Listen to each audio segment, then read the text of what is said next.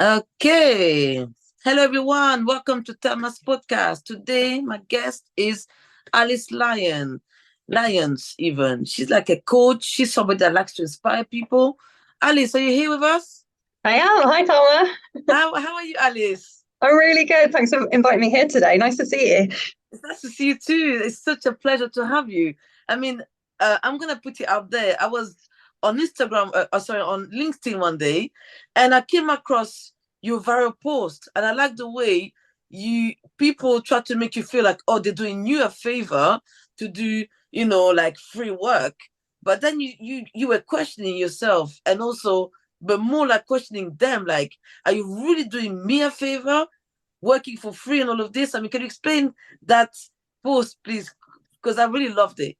I really Thank did. you. Yeah, it went nuts. The reaction to that post, I was blown away by how many people have gone through a similar situation. So basically, I've been looking for full-time work for this whole year. Been self-employed for a few years, but I thought, do you know what? Financially, it makes a lot of sense to be employed right now. So I've Yeah. gone through this process of applying for jobs, and it's just shocked me how many people have got these ridiculously long-winded recruitment processes. So it used to be back when I was younger, I remember going for interviews. You have one interview, maybe two at a push, but then people are like, okay, you've told us about your experience, we've got your references, we've got your application form, we've got your CV. Would you like a job? And you say, yes, please. But now it's like you're going through the trials of Hercules. You're having to do, they're asking for more and more work up front. None of it is paid. Very, very rarely the companies offer to pay this. And you've got applicants who are doing upwards of 4, 6, 8 hours unpaid work. And with these recruiters, there are three different recruiters that have asked me for this year. And every time I've pushed back and said, could we do this a different way? Is there an adjustment you could make? Because I feel like one of the jobs, I wasn't even sure if I wanted it because I hadn't had an opportunity to ask any questions yet. And I said this to them. I said, I'm more than happy to follow your process, but I need to know that the job is right for me first. Mhm. Could we have a 20-minute discussion about it? And they were, oh, no, I'm sorry, there's no one available for at least a week. And I was like, well, I'm sorry, if you can't give me 20 minutes of your time, I'll be damned if I'm going to give you 3 hours of mine to do a ridiculous task. It's just not good enough. And yeah, basically everyone on LinkedIn agreed with me. Yeah, I Not mean, everyone. There's always someone that disagrees, no, but I totally agree. The sad thing is that happens all the time. I mean, I went for an interview for a teaching job. yeah. What I had to go through, and I'm thinking, I'm not applying to be a head teacher or No. SLT, so senior leadership, leaders. I'm thinking, what is this? And I remember that day when I came home. And I cried because I didn't get the job. And Mm. then I went to talk to, because I had a mentor. Because when, I don't know if you're familiar, when you do a teacher training, you have somebody mentoring you. And I Okay. explained to her my experience. And then she said, listen, Tama, pick yourself up. You deserve better than this. You're worth more than this. They didn't Mm. deserve in the first place to make you go through 6 hours to not give you the job and to make you do all of this unnecessary things. She said that forget them. And when I saw your post, I'm like, that's exactly. I wish your post was there at that time when I felt rubbish about myself. But then I Mm. realized no one should make you feel this because I didn't. They need to think if you're gonna be working for these people, that's not the Mhm. good impression you're giving. Absolutely. And I think the saddest thing for me is that job hunting is such an isolating experience. You feel so alone, especially if like none of your friends and family are looking. It's so isolating and you don't have typically people that you can ask and sense check things with. I'm really lucky. I have a really big professional network. So every time this happened, I'd be sort of putting in group chats and things. I'd be like, this company is asking me for this. Is this legal? Is this right? And people were saying to me, absolutely not. Push back, do this, ask this. So I was getting this guidance from a lot of very trusted people close to me. But I was like, damn, if I was on my own doing this and I didn't have those voices of reason in my ear, I think it was me being, entitled maybe, or being like, I expect to get a job within 5 minutes. I don't like, I'm happy to tailor my CV. I'm happy to spend hours, and I do on every application. I tailor a CV. I do research on the company. I do an application form. I do an application letter. I do this for every job, and I'm not the only person who does this. People spend I easily spend 4 hours per application, and I'm happy to do that because I think it should take a bit of effort. I'm happy to do that. But for companies to turn around and be like, yeah, but you also have to do loads of free work. We're not going to pay for any of it. And we just expect, the person who's most dedicated to the job will do it.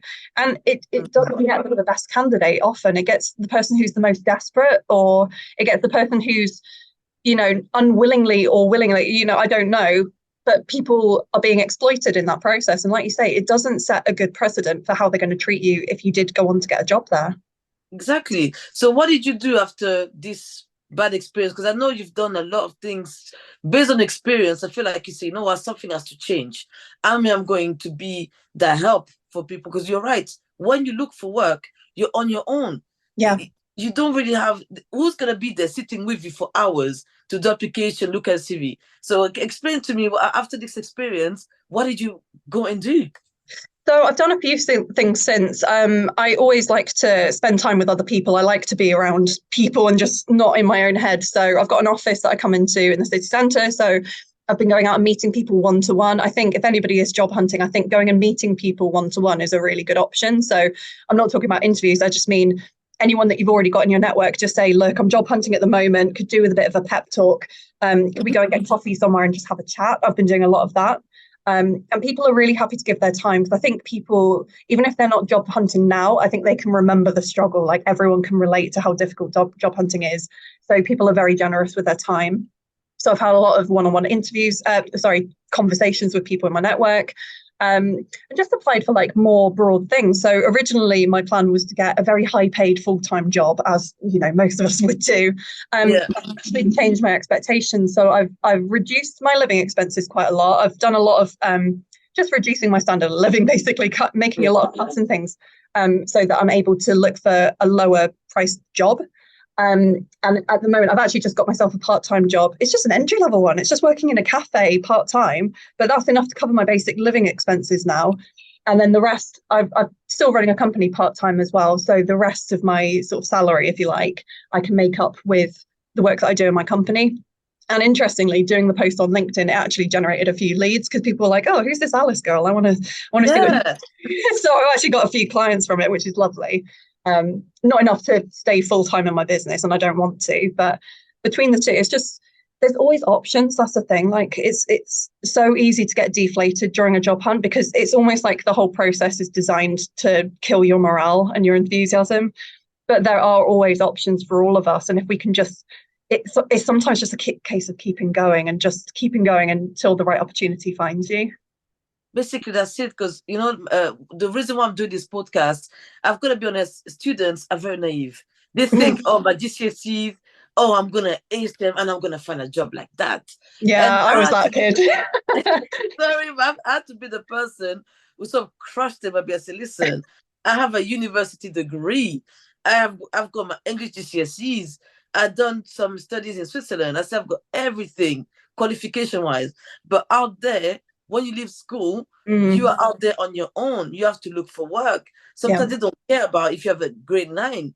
They care about experience. I say your job is to build on experience. That's what you have to do. So how is it that we can make them believe that they can go out there and get? I mean, can you get work experience when you just came out of school? Is there any possibilities? Anything that they can do? Yeah, I mean, I really rate apprenticeships and things like that. When I was in school, it wasn't really promoted. I graduated in 2010, so that was into the recession that hit in 2008. So there were no jobs. So I went into university with the best will in the world, and I thought it was the ticket to getting a better paid job, because that's what we were told in school. They were like, the only option for you guys is to go to university, get a well-paid job, and.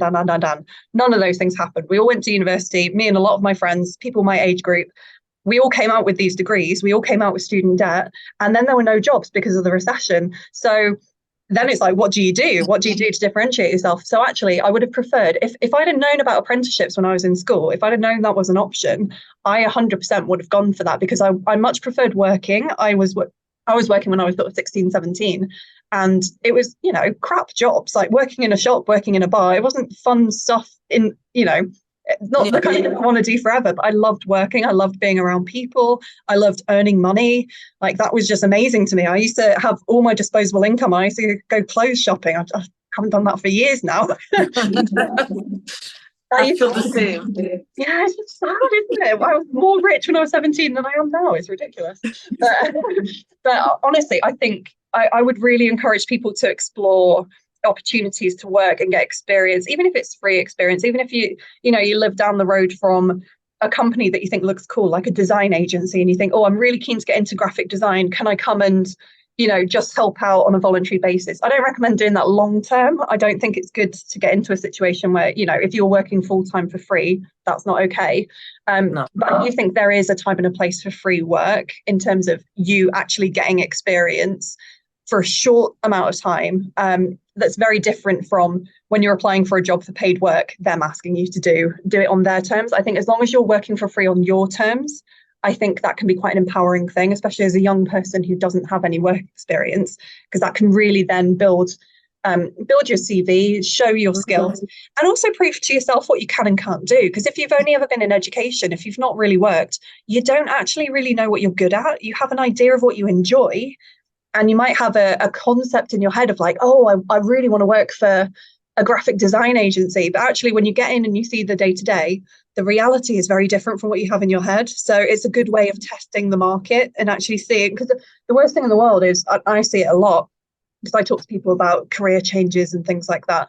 But the worst thing ever is when they say, oh, I went to uni and I did graphic design or something for 3 years, came out with all this debt, got into the industry, and then I learned within 6 months that I hated it and I want to do something else. And it's like, all that time you've invested and it's kind of wasted. Like, I do think you can reuse the experience and you build transferable skills and etc. But I really think when you're young and you hopefully don't have too many responsibilities, obviously some people are carers, some people have to pay rent, etc. But if you have the freedom to experiment a little bit, try work experience, I think that's a really good way to go. Work experience and also apprenticeship. So tell me more about your company. What exactly is that you do, that you offer? What service do you offer? So I do coaching and training. So I work with people, I call it career confidence. So I coach people to feel better about the work that they do. So for some people, they are business owners and they're looking to grow their business and they want to learn how to promote themselves. So how to post on LinkedIn or how to start a podcast, all those kind of things. But other people, they are working for a company and the company gets me in because they say, oh, so-and-so is a new manager and they're struggling with their confidence. So I go in and I'll do like leadership coaching with them and I'll help them feel better about public speaking. So it's all kinds of what you would class as soft skills, but I think they're super important, like communication, confidence, leadership, all those kind of things. So that's what I do for my own company. That's amazing. I don't know, but that's an idea that I had when I first started contacting you. But would you ever think of writing a book of all the do's and don'ts to come out like of uni or school or even to the world of profession? Would you ever write a book of your experience and all the things that you offer for people? Because I think you should definitely consider that one day. Thank you. Yeah, I have a few books in the making. There's 2 fiction books and 1 non-fiction book already in process. But yeah, I never thought of tailoring it to like school leavers and how to do your early career, because a lot of people I coach, there are some early career people, so there are some graduates, but I typically work with people who are sort of mid-career, so normally in their 30s, and they've sort of done 10 years in the workplace and now they're having a bit of a crisis of like, where do I go next? So that's who I typically work with. But yeah, I think I do have a lot of knowledge in my head that I could probably use. So yeah, that's actually a really good idea. Thank you. Yeah. I mean, don't stop your non-fiction and fiction, but this, I feel like you have so much to give, so much to offer. Like it won't be enough for you just to have part-time. How about, okay, I'm gonna launch this book. You go out there and get it. Look step by step, my experience and what are things I think you should do. I mean, I think for me, you look like you're a wonderful person. Oh, You didn't let that experience to tell you, you're like, I'm going to use that, and to do something, actually doing something. And just a little note, what happened when you refused that job? What did they say to you? They And what's were the end of the story? Yeah, so the last one I went back to, I asked them if they could change the process. They said no, nobody's available for a week to talk to you and stuff. And I just said, well, on that basis, I actually went on Glassdoor. If you're familiar with Glassdoor, everybody needs to use Glassdoor. So it's a review site for companies. So if you ever go to apply for a job, go on Glassdoor, look at the reviews for the company, and it'll tell you what people have said about their recruitment process, but also the culture when you actually get into the company. So this company, I am not kidding when I say the reviews were scathing. The company it has such a bad reputation with their employees. They were saying everything from like toxic culture, bad management, underpaid, overworked. and they're in tech for good, right? They're supposed to be doing good work for the world, and it's absolutely not carried through in the way they treat their people. It just seems like they present a kind of facade to the world of like, we're amazing, we do all this stuff for people, but then their team they just treat like dirt. And I read like for hours. I was reading for about 4 hours because I was just so intrigued by what everyone was saying, and you couldn't make it up. It wasn't like one salty ex-employee. It was paragraphs and paragraphs of people saying, "Do not ever work for this company if you value your mental health, if you value your sanity. Do not do it." So I was like, "Well, I'm obviously not going to work there now." So I told them that, and when I went back to them, I was like, "Just so you know, part of what informed my decision were your Glassdoor reviews." And I'm withdrawing my application with immediate effect. Good luck filling the position, but I suggest you kind of focus on your Glassdoor reviews and improving your employee experience. And I didn't hear back for a few days. I did the post, and I did consider tagging them, not tagging them, but like sending them the link of just FYI, could you have a look at what people are saying? Because I think you should consider this for your recruitment process. But I held back. I wish I'd done it now.